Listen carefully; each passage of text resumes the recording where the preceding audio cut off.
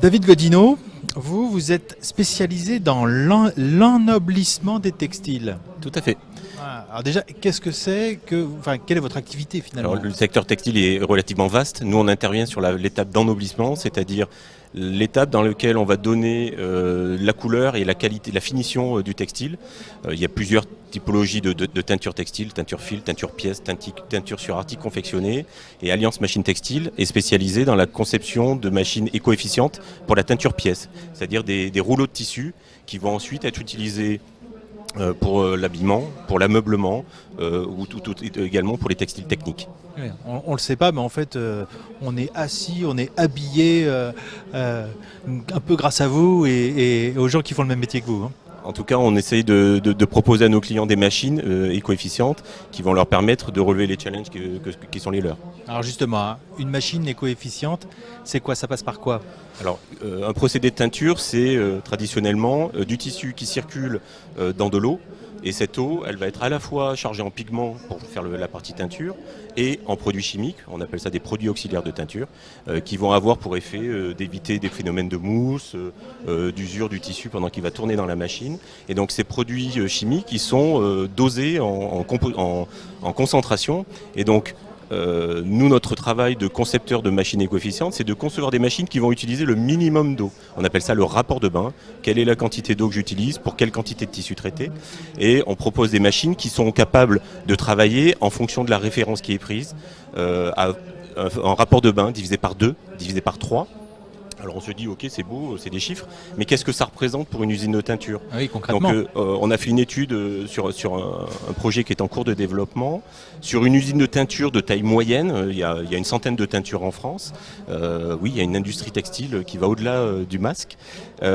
Sur une usine de teinture, lorsque on met en œuvre ce genre de technologie, en particulier la teinture sur autoclave rotative, on va économiser l'équivalent de 36 piscines olympiques par an. Ah oui, ça commence à parler. C'est l'équivalent de 2500 tonnes de CO2 parce que cette eau, on travaille à chaud, en haute pression. Donc c'est de l'eau qui est chauffée par de la vapeur à 130 degrés. Si on économise de l'eau, on économise de la chauffe. Si on économise de la chauffe, on économise de l'énergie. Et donc l'équivalent, c'est 2500 tonnes de CO2 par an. Pour une usine. Oui, c'est quand même juste énorme aussi. Décidément, les gains qu'on peut obtenir sont monstrueux. Oui, et c'est ce qui nous intéresse, c'est que du coup, on travaille sur des machines à très haute performance et qui sont rentables. Parce que ces économies d'eau, c'est de l'économie sur le prélèvement de l'eau. Parfois, certains industriels, lorsqu'on est en période de nappe phréatique basse, peuvent être alimentés par des circuits urbains, vont rejeter soit dans des circuits internes qui ont un coût d'exploitation, soit dans des circuits communaux, collectifs qui ont un coût d'exploitation. Ils vont économiser des produits auxiliaires de teinture et finalement, on se retrouve avec des machines qui ont une très belle rentabilité. Et alors, quand on fabrique des machines comme ça, enfin qu'on les conçoit et qu'on les fabrique, ça passe par quoi? Je dis un gros boulot de R&D? Alors notre travail, effectivement, nous sommes basés aux Échets, à Miribel, donc au cœur de la région textile historique française, avec au tout départ les soieries de la Croix-Rousse. Donc on a un travail de collaboration avec nos clients pour développer les machines. Donc on passe par un bureau d'études qui va concevoir les machines, alors soit sous forme d'évolution fonctionnelle de nos machines, soit de génération de nouvelles technologies en collaboration avec des grands noms de l'industrie textile. On a un certain nombre de projets qui sont en cours. On va ensuite acheter les différents composants de ces machines et on va ensuite les monter dans nos ateliers pour les mettre en œuvre sur les sites de nos clients.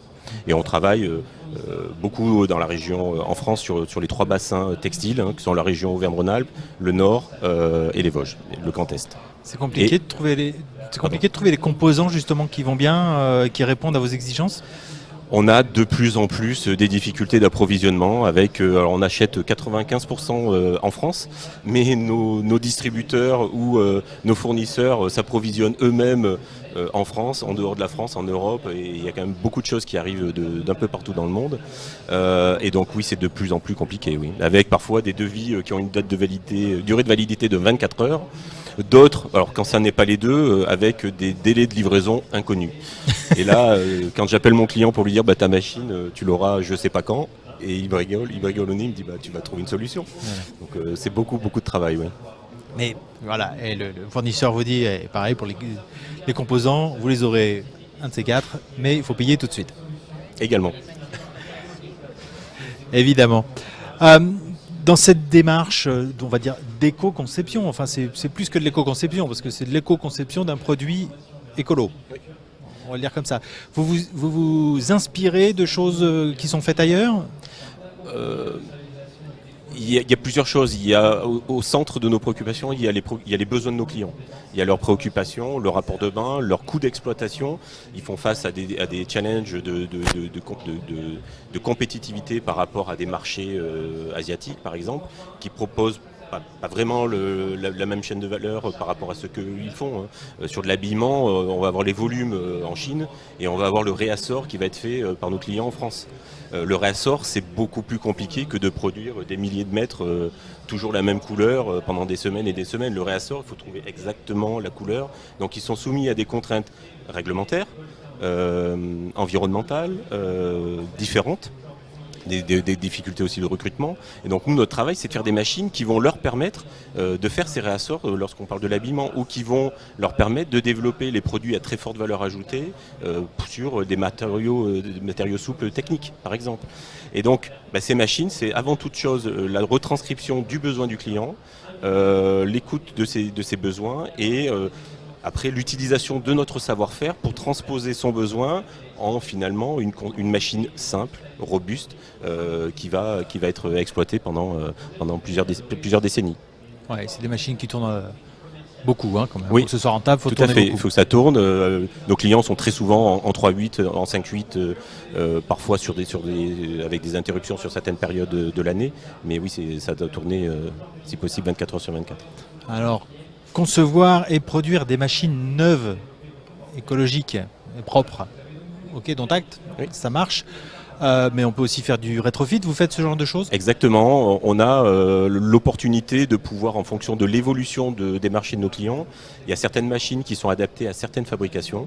Et donc si ces marchés évoluent, on peut avoir l'opportunité, en général c'est nos clients qui nous appellent en disant tiens, je vais citer 3 technos, machine ronde, machine longue ou autoclave.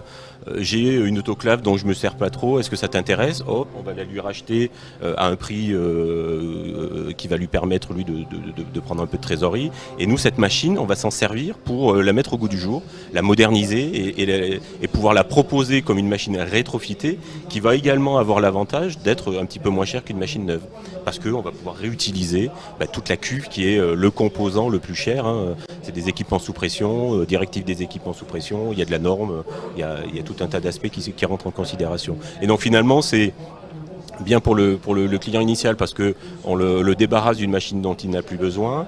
C'est bien pour nous parce que économiquement ça nous permet d'acheter une cuve pas trop chère et de la rétrofiter. Et c'est bien pour le client qui va racheter cette machine parce que c'est une machine qui va pouvoir retravailler pendant 25 ou 30 ans. C'est une autre façon de faire de l'économie circulaire, finalement.